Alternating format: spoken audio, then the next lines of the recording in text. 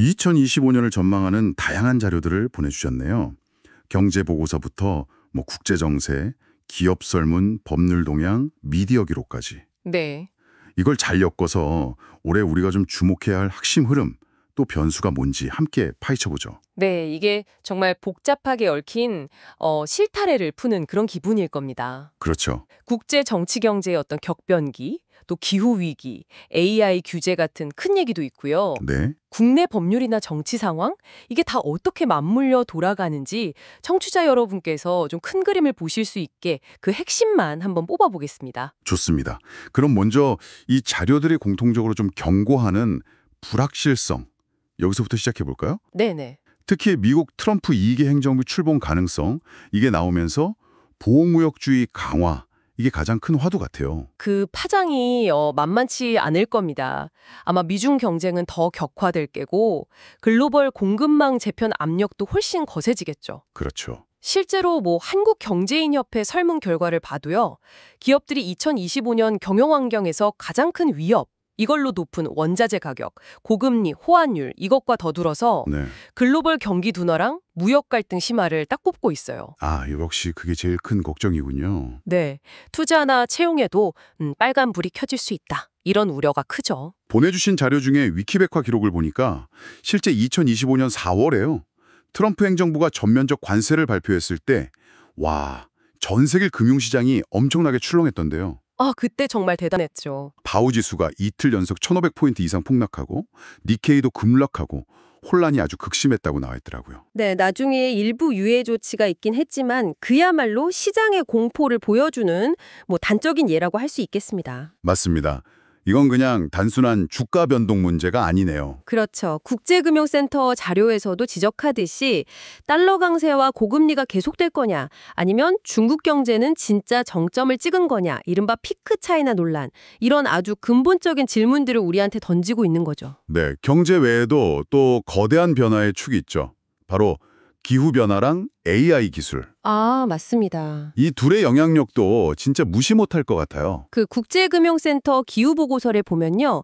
2024년에 이어서 2025년에도 기록적인 고온 현상, 이게 계속될 가능성이 높다 이렇게 나와요. 아, 또요? 네, 이게 그냥 덥다 여기서 끝나는 게 아니고요. 그렇죠. 극단적인 날씨 변화를 더 잦고 더 강하게 만들어서 결국 농산물 가격 불안정, 물가 상승 압력, 재점화 이런 경제적인 부담으로 바로 연결될 수 있다는 겁니다. AI는 또 완전히 다른 차원의 문제고요. 혁신 기술이긴 한데 동시에 풀어야 할 숙제가 정말 많아 보여요. 맞아요. 김앤장 보고서를 보니까 2025년 상반기 주요 AI 이슈로 저작권 침해, 개인정보 오남용 문제, 공정거래 문제도 있고 네. 심지어 채용 과정에서 차별 가능성이라든지 AI 시스템 자체의 보안 문제까지 와, 정말 다방면에 걸쳐 있더라고요. 그렇죠.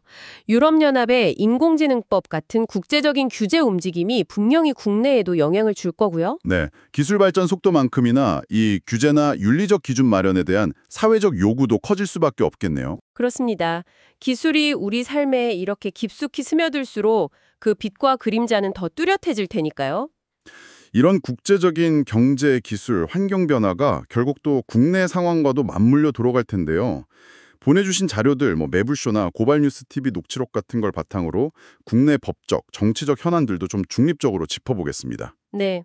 여러 사안들이 정말 동시에 진행되는 양상이네요. 그렇습니다. 자료에 따르면요, 주요 인사들과 관련된 법적 공방들이 중요한 어떤 분기점을 맞고 있는 것 같아요. 예를 들면요. 그 이재용 삼성전자 회장의 경우 분식회계 등 혐의에 대해서 대법원에서 최종 무죄 판결이 났죠. 근데 이게 증거 능력 부족, 이게 주된 이유로 분석되고요. 아, 그렇군요. 반면에 최강욱 전 의원은 페이스북 글 관련 혐의로 유죄가 확정됐습니다. 네. 또 손준성 검사장에 대한 탄핵 소추, 이건 헌법재판소에서 기각은 됐지만 정치적 중립의무 위반 사실 자체는 인정됐다는 점, 이게 좀 눈에 띄는 부분입니다. 김건희 여사 관련 특검 수사 상황도 계속 업데이트되고 있군요. 자료를 보니 핵심 인물로 지목된 사람들이 지금 해외에 도피 중이고 인터폴 적색 수배까지 요청된 상태라고요? 네, 그렇습니다. 그리고 웰바이오텍 관련 의혹 이런 걸로 수사 범위가 좀 넓어지는 그런 분위기고요. 또 소위 내란 사태 의혹, 이것과 관련해서 조태용 국정원장 등에 대한 수사 가능성도 제기되고 있고요. 네. 한편으로는 이재명 대통령이 이태원 참사, 오송 참사 유가족들에게 공식 사과를 하고 재발 방지 및 진상 규명을 위해서 여러 조치들, 합동수사본부나 감사기구 같은 걸 지시했다는 기록도 있습니다. 아, 네. 그리고 이와 관련해서 헌법 개정 필요성을 처음으로 언급하면서 5.18 정신의 헌법 전문 수록이라든지 기본권 강화, 자치군권 확대 이런 걸 거론한 점도 주요 변화로 기록되어 있네요. 야, 오늘 이렇게 쭉 살펴본 자료들을 종합하면 2025년은 정말 여러 층위의 도전과 변화가 교차하는 그런 해가 될 것 같습니다. 네, 맞습니다. 글로벌 무역 갈등, 기후변화 가속화, AI 기술의 진화, 그리고 국내의 북잡한 법적, 정치적 상황까지 정말 숨가쁘게 돌아가네요. 네, 이 모든 변수들이 서로 막 영향을 주고받으면서 우리 사회 시스템 또 개개인의 삶에 어떤 파장을 만들어낼지 이걸 계속 주시해야 합니다. 특히 경제적 불확실성이 커지는 상황에서 기술 규제는 어떻게 가닥을 잡을지. 그렇죠. 또 산적한 사회 현안들에 대한 법적, 정치적 해법은 또 어떻게 모색될지 이런 것들을 지켜보는 게 중요하겠죠. 네.